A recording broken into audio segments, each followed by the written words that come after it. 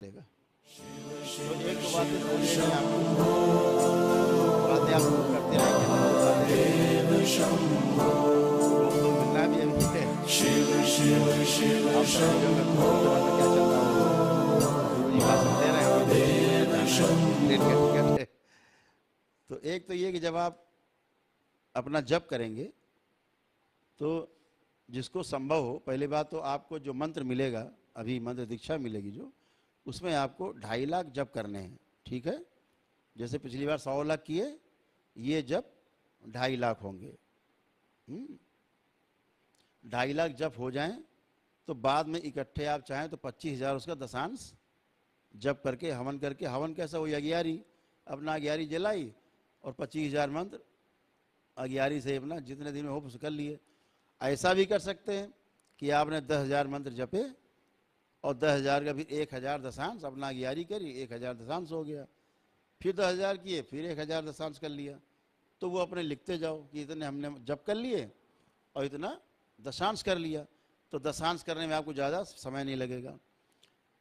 ऐसा भी जो पहले बताया कि इकट्ठा कर लिए 2.5 लाख, फिर 25,000 बाद में इकट्ठा आपने दशांश कर लिया, जैसा भी उचित समझें, आपको समय लगे।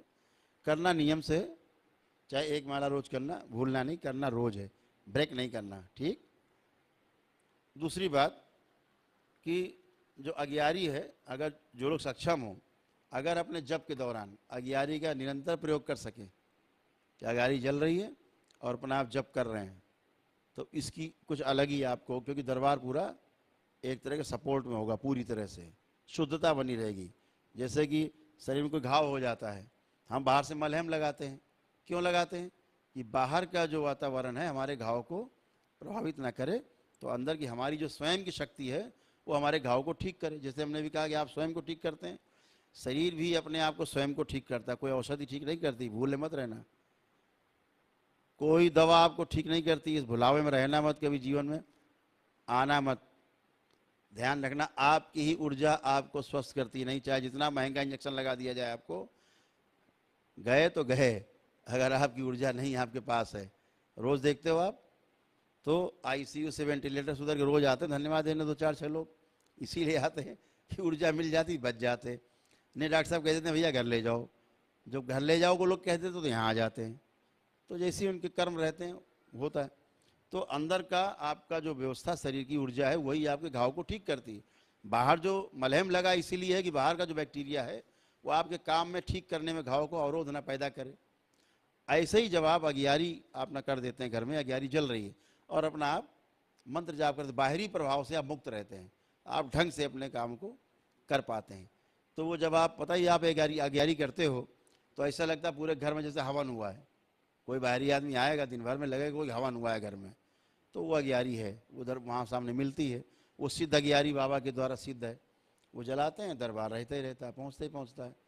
तो आप इसको अगर ऐसा कर सके तो बेहतर है, नहीं कर सके तो साधारण यहाँ जो स्टिक अगरबत्ती रहती है मिलती, वो भी सीधे कैंडी है, मोटी मोटी अगरबत्ती है, वो अपना लगा लिया और अपने जप कर लिए, अगियारी अपना दशांश में कर लिया फिर।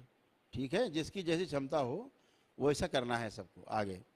और जब भी जप करने बैठें तो सबसे पहले बाबा और माँ को प्रणाम करना है। सबसे पहला काम बाबा और माँ को प्रणाम। और एक लोटे में जल जरूर रखा रहे आपके पास, एक तांबे के छोटे से लोटे में, पात्र में जल जरूर रखा रहे। ठीक है, ध्यान रखना, जल जरूर रखा रहे जब आप जाप कर रहे हो। ठीक है, तो आपकी तमाम अशुद्धियां, जल में पता है 4 चीजें हैं, जल में 4 चीजें होती हैं, 2 तो वैज्ञानिक ही बता देते हैं, H2O, 2 भाग जो है हाइड्रोजन है और 1 भाग ऑक्सीजन है, ये तो वैज्ञानिक लोग बता देते हैं, लेकिन उसमें 4 चीजें हैं जल में। ठीक है, अभी हम बताते हैं आपको जल में क्या होता है, पहले बात पूरी कर ले फिर जल से समाप्त करेंगे। तो एक तो आपको बाबा माँ को प्रणाम किया और उसके बाद अपना जप शुरू किया, जितना भी जप कर पाए। जब उठने लगे तो उस समय फिर बाबा और माँ को प्रणाम किया।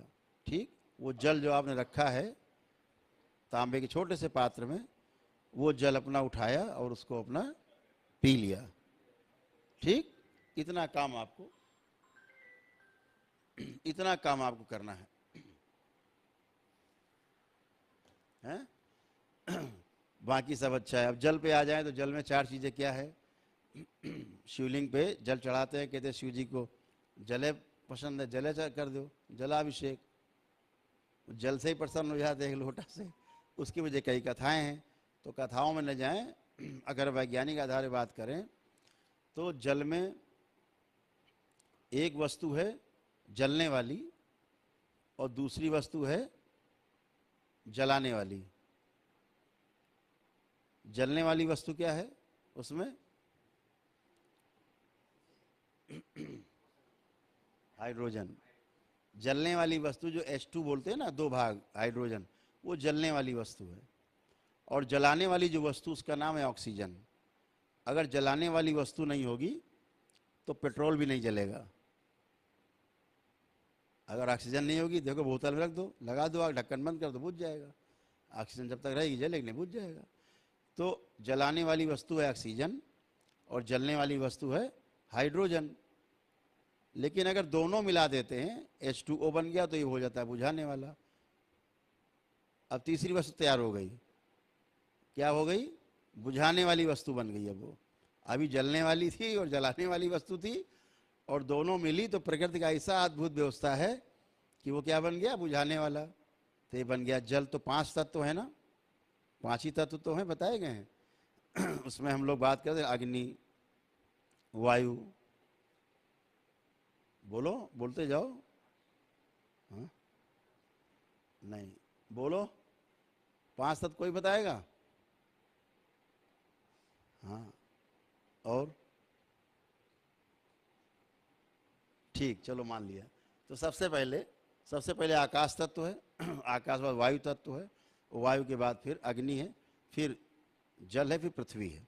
ठीक है, ऐसे 5 तत्व हैं। तो पांचों तत्व जो है मिलकर के पूरी सृष्टि है। सारा सूक्ष्म जगत, सारा स्थूल जगत इन 5 तत्वों से है।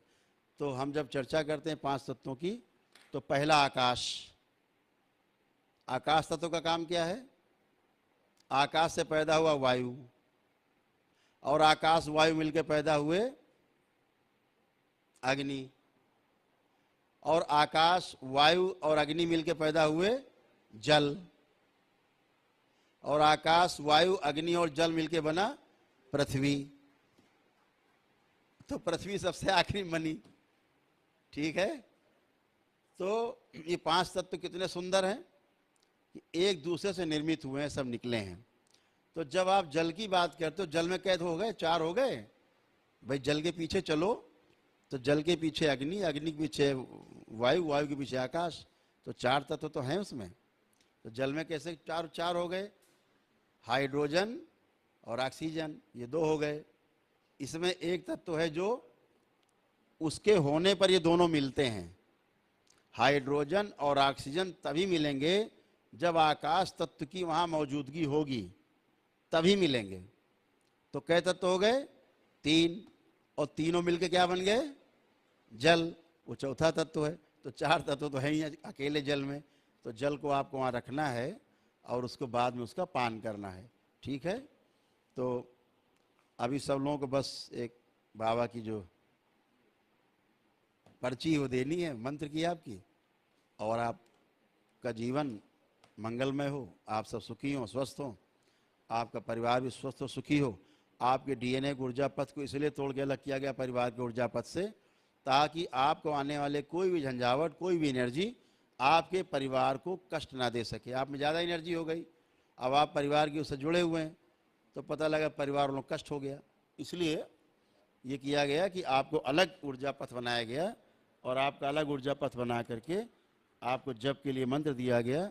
जब मंत्र से शक्ति उत्पन्न होगी तो आपकी वो शक्ति परिवार को परेशान न करे, इसलिए परिवार के ऊर्जा पथ से, डीएनए ऊर्जा पथ से तोड़ के कुल से आपको अलग कर दिया गया है। तो वो शक्ति आप में ही रहेगी। तो आप भी सुरक्षित, परिवार सुरक्षित, चूंकि आप दरबार से जुड़े हो इसलिए कोई भय नहीं। अब तो आपकी हर समस्या कोई भी है, शारीरिक है, मानसिक है, पारिवारिक है, किसी प्रकार की आध्यात्मिक है, उसके लिए तो दरबार बैठा आपके लिए, ठीक है, हमेशा आपके लिए उपलब्ध हैं। और